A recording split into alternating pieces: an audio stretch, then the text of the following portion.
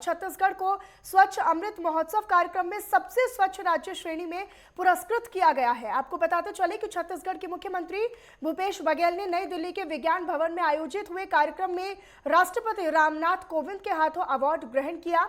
इस सम्मान समारोह में प्रदेश के सर्वाधिक 67 नगरीय निकायों को भी उत्कृष्ट प्रदर्शन के लिए विभिन्न श्रेणियों में पुरस्कार दिए गए। आपको बताते चले कि कार्यक्रम में आवासन और शहरी कार्य मंत्री हरदीप सिंह पुरी, राज्य मंत्री कौशल किशोर भी शामिल रहे।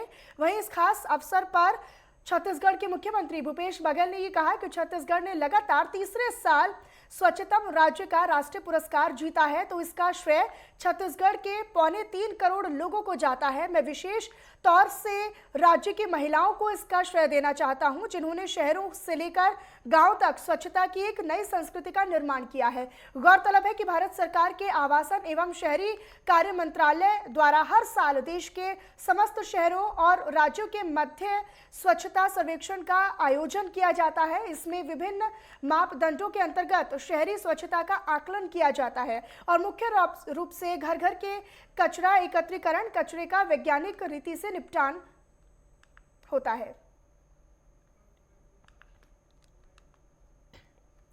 हमारे संवाददाता उत्पल सेन गुप्ता हमारे साथ फोन लाइन पर ज्यादा जानकारी के साथ जुड़े हुए हैं। उत्पल, देखिए, जाहिर तौर पर एक बड़ी उपलब्धि है ये कि इतने सारे शहरों में जो विशेष राज्य का जो एक पुरस्कृत है वो प्रधानमंत्री के द्वारा एक तो तारीफ की जाती है, उसके बाद राष्ट्रपति के द्वारा पुरस्कार दिया जाता है। कितनी बड़ी उपलब्धि से माना जाए?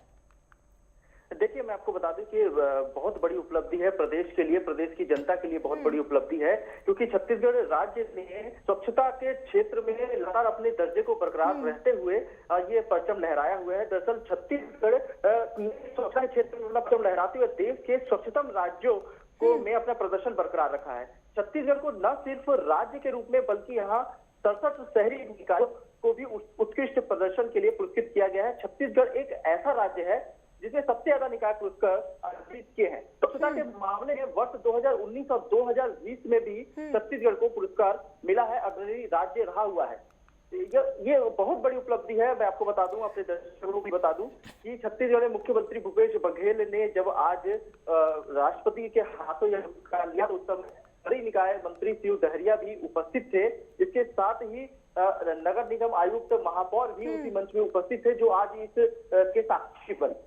बिल्कुल, यानी बहुत बड़ी उपलब्धि है। लगातार 2 सालों से जो स्वच्छता का जो एक अवार्ड है, जो पुरस्कार दिया जाता है, वो छत्तीसगढ़ को दिया जाता है। जाहिर तौर पर यहाँ के लोगों के लिए इसमें बहुत बड़ा योगदान है, लेकिन अगर हम एक सीएम की अगर बात करें, उनकी अगर कैप्टेंसी की अगर हम बात करें, तो किस तरीके से उन्होंने लोगों को अवेयर किया है कि लोग इतने ज्यादा जागरूक हैं साफ सफाई को लेकर?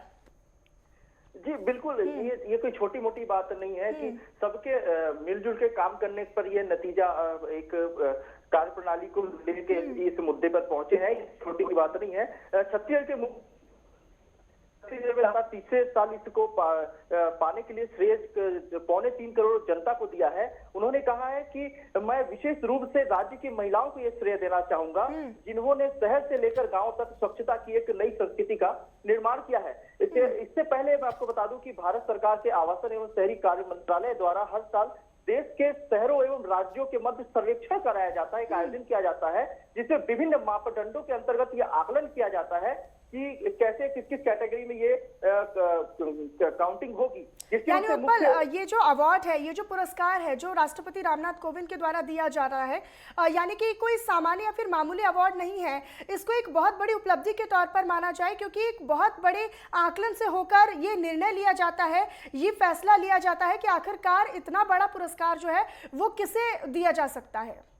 जी बिल्कुल, ये कई कैटेगरी में बांटा जाता है। कई कैटेगरियों को देखते हुए केंद्र सरकार इस फैसले पर पहुंचती है, जैसे कि घर घर कचरा एकत्रीकरण करना, कचरे का वैज्ञानिक रीति से निपटान करना, खुले में शौच मुक्त शहर, कचरा मुक्त शहर आदि का आकलन करते हुए नागरिकों के फीडबैक लिया जाता है कि जनता इसको कैसे देख रही है। उनके फीडबैक के आधार पर, सारे कैटेगरी के आधार पर इसका प्रदर्शन को देखते हुए एक निर्णय लिया जाता है। साथ ही रैंकिंग इसकी एक बनती है, उस रैंकिंग के आधार पर, बाकी राज्यों की रैंकिंग के आधार पर यह डिसीजन लिया जाता है।